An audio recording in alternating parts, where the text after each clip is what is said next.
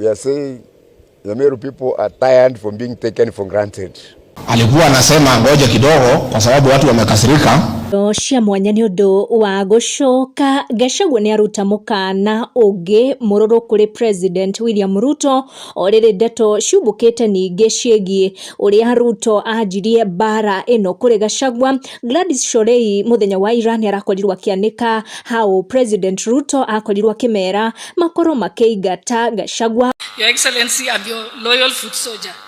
When you tell me speak briefly, I speak briefly. If you tell me Gachagua ende nyumbani, Gachagua anaenda nyumbani. So I always follow orders, and I will follow those orders today, and therefore I'll be very brief. Na kuhiuhite makiria yoria President Ruto arageciragia kuona atongoria gicigo giki kia Meru thutha wa President gukorwa agicagura ma minister ange kuma gicigo gia gatagati kia Mount Kenya ni makorwo makiyumiria na kuga ciigana ni ciigana ati wona gukuo marakuo wana. Meru people are tired from being taken for granted. Meru people do not to be political nomads anymore. Meru people want to be treated equally. Alikuwa anasema ngoja kidogo kwa sababu watu wamekasirika ati hasira iende chini.